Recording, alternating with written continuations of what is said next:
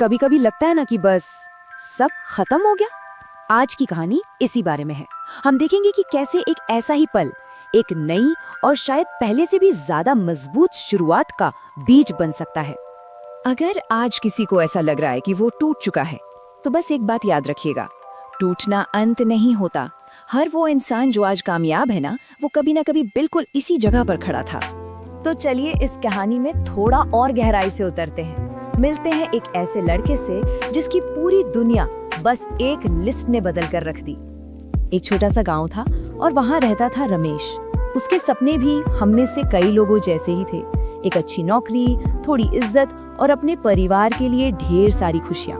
उसने 4th grade की परीक्षा दी थी और यूं समझिए कि उसके सारे सपनों का दारोमदार बस उसी एक रिजल्ट पर टिका हुआ था।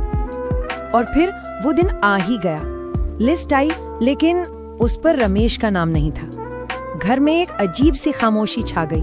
पता है, वो खामोशी जो किसी भी शोर से ज्यादा भारी होती है। बस माँ की आंखें नम थीं और पिता का चेहरा उदास था। उस सन्नाटे के बीच रमेश के अंदर बस एक ही सवाल गूंज रहा था, आखिर मैं ही क्यों, मेरे साथ ही ऐसा क्यों हुआ?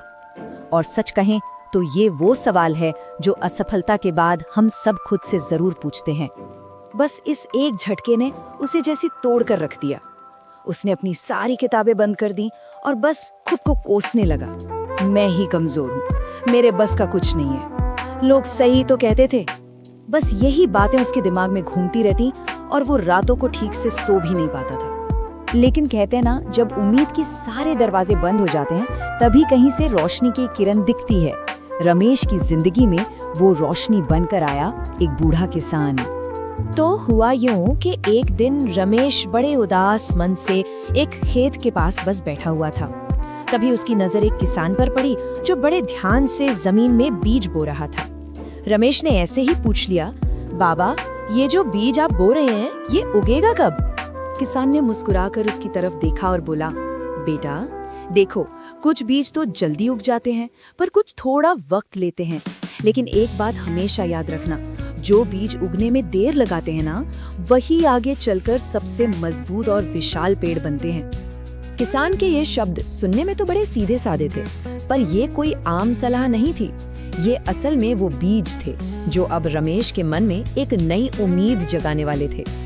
और ये बात सीधे रमेश के दिल में उतर गई।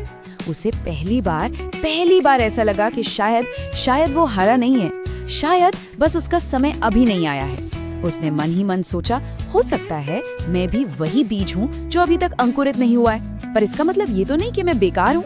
मैं बेकार बिल्कुल नहीं हूँ।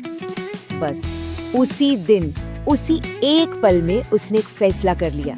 अब रोना बंद, खुद को दोष देना बंद, और सबसे जरूरी बात, अब तैयारी शुरू होगी। और ये सिर्फ कोई खोखला इरादा नहीं था। उसने बाकायदा एक ठोस प्लान बनाया कि रोज 6 घंटे पूरी ईमानदारी से पढ़ाई करनी है। जो भी चीज समझ नहीं आएगी, उसे तब तक पढ़ना है जब तक वो दिमाग में बैठ न जाए। और हाँ, मोबाइल जैसे ध्यान भटकाने वाली चीजों से बिल्कुल दूरी। और बस यहीं से रमेश का असली सफर शुरू हुआ। ये सफर सिर्फ किताबों और पढ़ाई का नहीं था, ये सफर था खुद पर खोया हुआ विश्वास वापस पाने का। हाँ, ये सफर आसान बिल्कुल नहीं था। लोग उस पर हंसे, कुछ ने तो ताने भी मारे, अरे ये क्या कर लेगा, पहले भी तो फेल हुआ था। लेकिन इस बार रमेश के पास उस किसान के शब्द थे। वो एक ढाल की तरह थे। तो वो रुका नहीं, वो बस अपनी तैयारी में लगा रहा। उसने पूरे 1 साल तक जी जान से मेहनत की। और फिर वक्त घूमा और वो दिन दोबारा आ गया। अगले साल के नतीजे घोषित हुए और इस बार लिस्ट में उसका नाम था। जी हाँ, वो कामयाब हो गया था। इस बार घर में वो भारी सन्नाटा नहीं था, बल्कि खुशियों का शोर था। माँ की आंखों में आंसू तो थे, पर इस बार ये खुशी के आंसू थे। और पिता का सीना गर्व से चौड़ा हो गया था। सही मायनों में ये जीत सिर्फ रमेश की नहीं थी, ये पूरे परिवार की जीत थी। जब लोगों ने उससे पूछा कि भाई तुम्हारी सफलता का राज क्या है, तो रमेश ने सिर्फ एक बात कही, और यकीन मानिए ये इस पूरी कहानी का सबसे जरूरी, सबसे महत्वपूर्ण हिस्सा है। उसने कहा, मैं पिछले साल हारा नहीं था, मैं तो बस अगले साल के लिए तैयारी कर रहा था। तो देखा, रमेश की कहानी सिर्फ एक लड़के की कहानी नहीं है। ये कहानी हर उस इंसान की है जो आज जिंदगी में किसी नाकामी का, किसी असफलता का सामना कर रहा है। एक बात हमेशा याद रखनी चाहिए, कोई एक परीक्षा, कोई एक असफलता या कोई एक नतीजा आपकी पूरी जिंदगी का फैसला नहीं कर सकता।